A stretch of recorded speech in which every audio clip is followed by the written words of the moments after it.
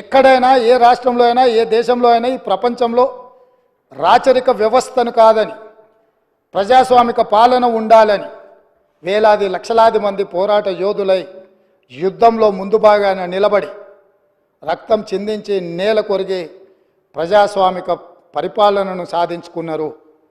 ఆ కోవలో భాగంగానే తెలంగాణ రాష్ట్రం నిజాంలకు రజాకర్లకు వ్యతిరేకంగా నిటారుగా నిలబడి కొట్లాడి విముక్తి పొందినరు.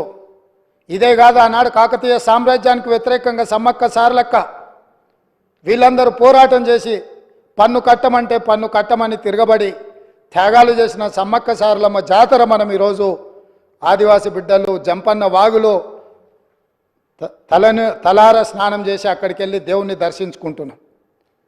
అలాంటి త్యాగాల పునాదుల మీద ఏర్పడ్డ ఈ తెలంగాణ రాష్ట్రం, పోరాటాలతో ఏర్పడ్డ ఈ తెలంగాణ రాష్ట్రంలో రాష్ట్ర అధికారిక చిహ్నంలో ఒక పక్కన చార్మినార్, ఇంకొక పక్కన కాకతీయుల ఆనవాళ్ళు ఉన్నాయంటే రాచరిక పోకడులు ఏ విధంగా ఉన్నాయి, పాలకుల యొక్క ఆలోచన ప్రజాస్వామ్యానికి వ్యతిరేకంగా రాచరిక పోకడలతో రాష్ట్ర అధికారిక చిహ్నంలో రాచదర్పాలు ఉట్టిపడుతుంటే ఇంకా కూడా మనము గులాములుగా వెట్టి చాకిరి చేస్తూ బ్రతకాల్సిందేనన్న ఆలోచనతోటి మా మంత్రివర్గం అంతా ఆలోచన చేసి రాచరిక పోకడలు, రాచరికపు ఆనవాళ్ళు ఉండడానికి వీల్లేదు.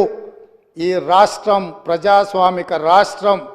ఈ రాష్ట్రంలో ప్రజలు ఎన్నుకున్న ప్రభుత్వం ఉంది, ప్రజాపాలన సాగుతుంది అని చెప్పి అధికారిక చిహ్నాన్ని మార్చాలన్న నిర్ణయం తీసుకున్నాం.